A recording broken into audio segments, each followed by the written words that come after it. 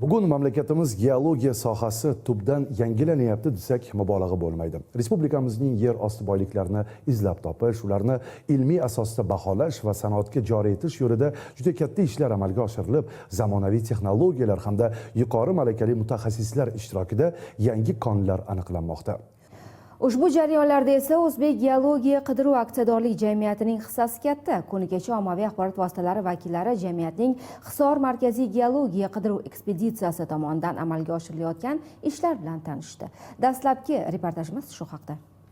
2021 yilda Prezidentimiz qaroriga muvofiq tashkil etilgan O'zbek geologiya qidiruv aksiyadorlik jamiyati bugun zamonaviy texnologiyalar bilan geologiya sohasida keng ko'lamli ishlarga bosh-qosh bo'lmoqda. Kompaniya tomonidan foydali qazilmalarni izlash, baholash va ularning zaxiralarini aniqlash ishlari butun respublika bo'ylab jadal olib borilmoqda. Ayni vaqtda biz Kitob tumani hududida joylashgan Akba uchastkasidamiz. Ushbu manzil qariyb dengiz sathidan 1700 metr balandlikda joylashgan.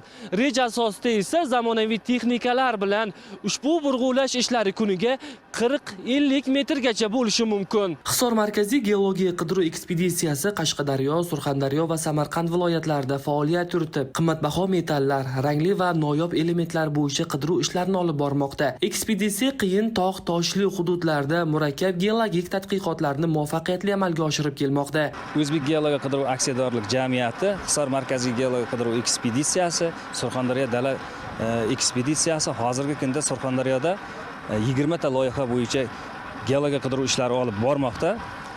Bunda biz oltin, kumush, qurg'oshin, rux, mis metallariga geologiya qidiruv ishlari olib bormoqdamiz. Bundan tashqari gips, dolomit, silestin, serpentinit, grafit, bazalt xomashiyalariga hamda ko'mir xomashiyasiga, foydali qazilmalarga geologiya qidiruv ishlari olib bormoqdamiz. Madmon kondagi Akba oltin koni bo'yicha 2019-yil, 2024-yillarda o'tkazilgan izlanish natijalarida 13 tonnadan ortiq sanoatbop oltin zaxiralari davlat zaxiralari balansiga kiritildi. Hozirgi ushbu kon atrofida olib borilayotgan izlash ishlari yangi istiqbolli maydonlarni ochishga xizmat qilmoqda. 2025-yilda O'zbek geologiya qidiruv aksiyadorlik jamiyati tomonidan 100 dan ortiq loyiha doirasida ishlar rejalashtirilgan. Oltin, mis, rux, qo'rg'oshin va boshqa resurslar bo'yicha umumiy prognoz va zaxira ko'rsatkichlari sezilarli oshirilishi kutilmoqda. Bu esa mamlakatning mineral xom ashyo bazasini yanada mustahkamlashga xizmat qiladi. G'olib Amirov, Jamol Nazarov, Qashqadaryo.